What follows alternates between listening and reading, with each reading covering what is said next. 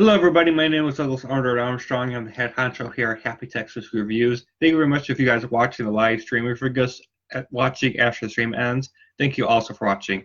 So today we're doing a really special review. We are discussing Stargate SG-1, all 10 seasons, and the two concluding movies that technically wrap up the storyline.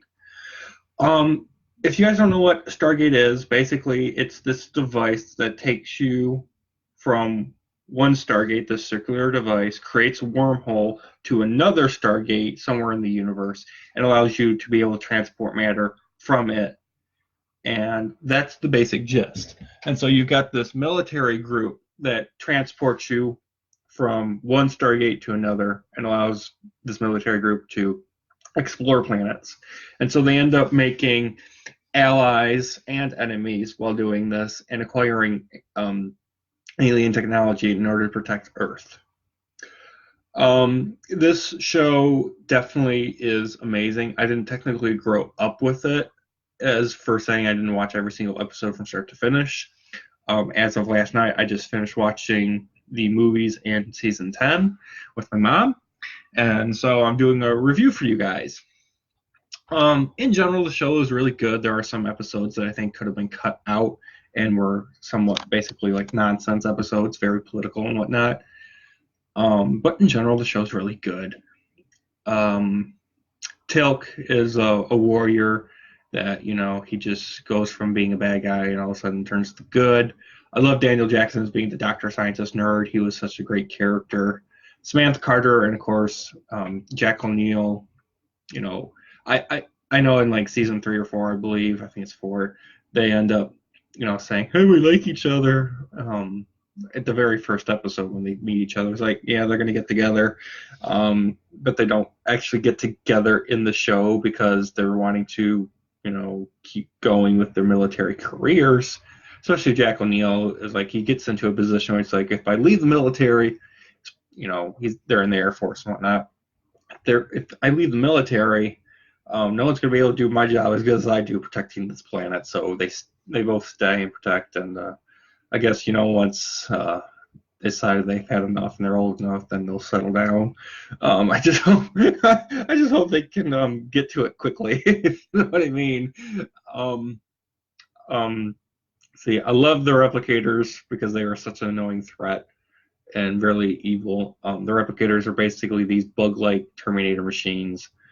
The Gould are these parasitic aliens that can go inside of a host, like a human or another alien species, and they control them and make them do what they want. You've got the Tok'ra, which are the good Gould. I thought that was very convenient. And the Ori and the Ancients and whatnot. And you've got the Asgard. We can't forget about the Asgard. Oh my God, the Asgard were something else. I really loved the Asgard throughout the show, especially Thor. He's like, nope, that won't work. Maybe that'll work. And of course, the humans are like, it'll work.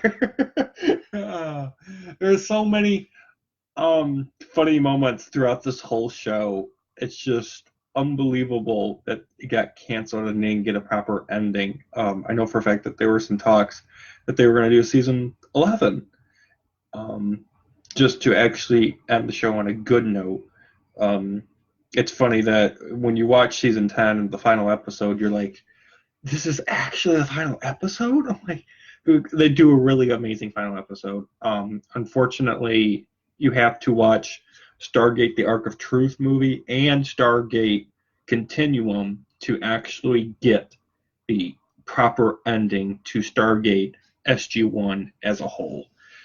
And even with that, there are certain things that are left unfinished, like Sam and Jack's love story, what happens to the rest of the Free Jaffa Nation. They do conclude of what happens to the Asgard finally, because they blow themselves up because they're just like, yeah, we're sick of trying to clone ourselves, so we just blow ourselves up and kill some bad guys in the process. The Tok'ra, basically, I don't know why they're introduced in, I think, season 2 or 3, and they basically, after season 8, disappear, and they make jokes of, like, hey, we haven't heard from you, and, like, during season 9 and 10, and I'm just like, yeah, it's probably because you're too lazy to actually, keep the interesting characters around. You want to introduce new ones. In general, this show definitely is amazing. I plan on, after I finish watching Stargate Atlantis and Stargate Universe, that, in a year or two after I've watched other TV shows and, keep watching movies for you guys to do on this channel, that eventually, I'm going to go back and I'm going to watch it.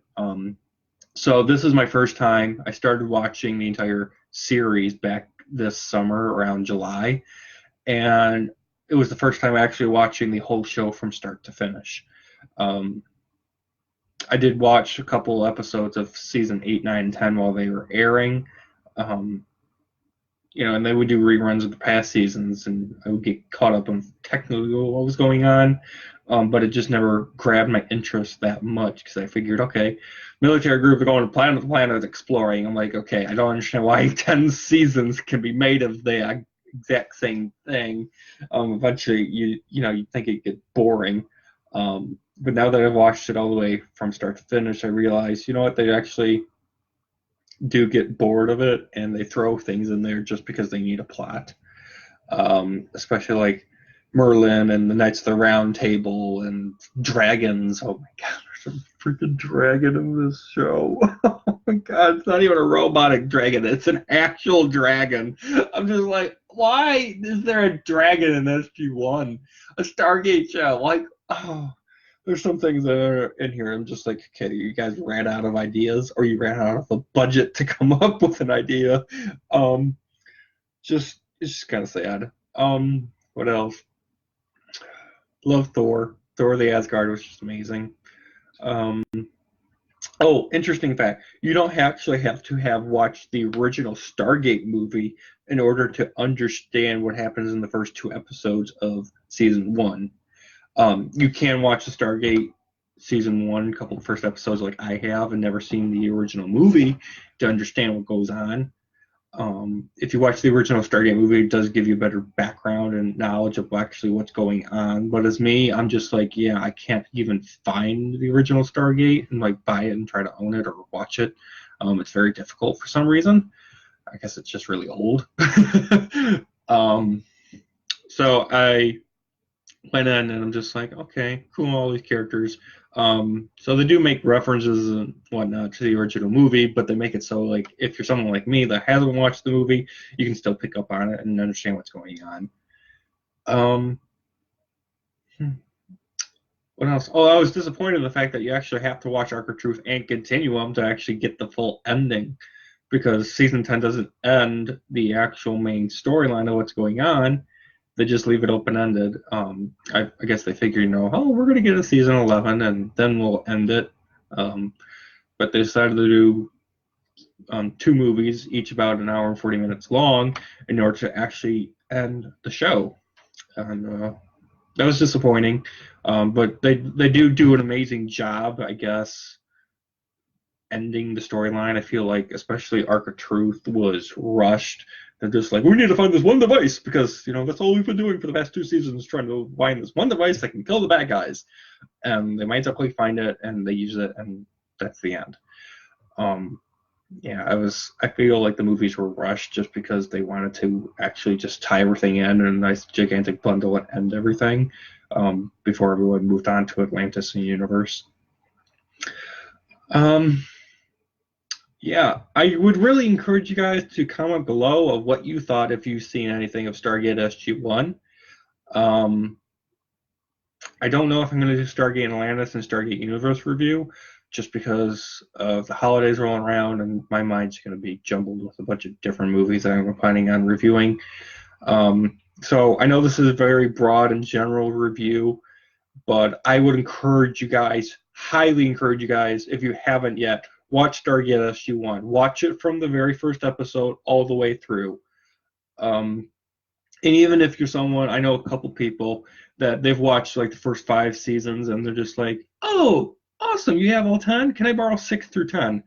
And I'm just like, when's the last time you've watched seasons 1 through 5? I'm like, oh, a couple of years ago. I'm like, you probably should refresh your memory. And they're like, really? It's like, yeah, the show doesn't do one of those like 30-second review videos every episode of what's happened. This is a show kind of like Lost where it expects you to keep track of all the different plot lines and everything that's happening on every single planet all at once. And it's a movie that, it's a show that requires your full attention from start to finish. It's not a show that you can just watch, a couple episodes and put down and not watch anymore for another month. It's something that you need to watch a couple episodes minimum every single week.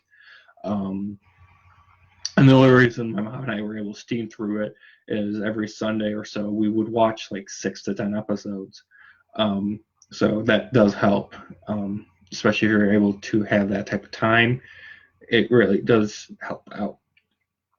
And so I'm going to give Stargate SG-1 a 10 out of 10. Now you might be thinking, oh, there's problems with this show. There are a few problems, but they're very minor and minuscule. And for the time of this show starting and ending, they did an amazing job of what they could do technology-wise. I haven't discovered any flaws. I mean, the jerks are jerks. The people that are nice are nice. There's love stories. There's interest.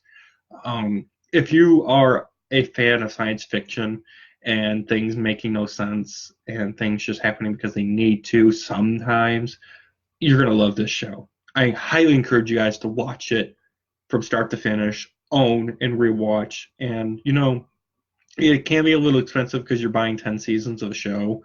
But they're only like $5 to $15 each season. They're really cheap.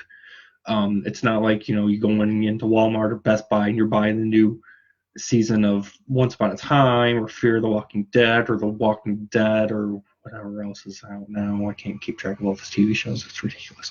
But this is just the pinnacle of, Hollywood to me.